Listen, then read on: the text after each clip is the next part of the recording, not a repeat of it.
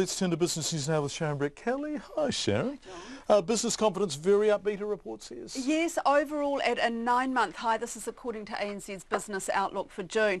The telling figure is how businesses feel about their own prospects, and that's very strong. 43% expect better times ahead. That's the highest reading in 3 years. More plan to invest in their own businesses, and they're keen to hire staff, even though we've got this crunch on finding the right people to fill jobs.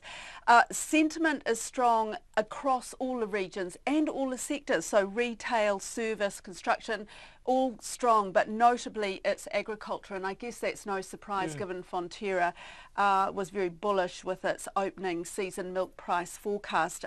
Also, the number of firms that plan to invest or that plan to put up their prices has crept a bit higher, and now at its highest in more than 3 years. And I talked to ANZ's Chief Economist Cameron Bagrie about this today, and he says New Zealand businesses are in a really good space.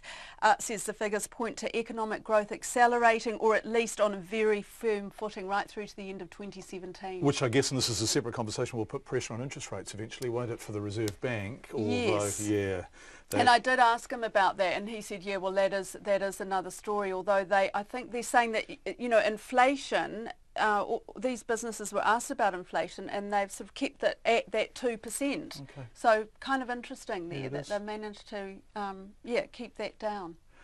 Rubicon has taken full ownership of genetics company ArborGen. That's right. So Rubicon, as we know, that's the last part of the old Fletcher Forest empire. Right, sorry, yes. Yeah, just a reminder, it was a major shareholder in Tenon, which was the renamed Fletcher Forests. But now all its New Zealand operations are sold off. Tenon is pretty much wound down and delisted, and Rubicon is very much a US-focused operation, focused on biotechnology within the forestry sector. It helped found ArborGen, and that company produces seedlings for trees. That's its job, I suppose. Now Rubicon is buying out the two partners, so it will own ArborGen outright. It's buying those two partners' shares for $29 million US.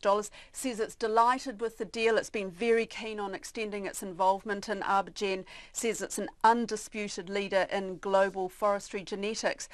So the purchase is going to be partly funded by a share placement, which will raise $12.5 million US.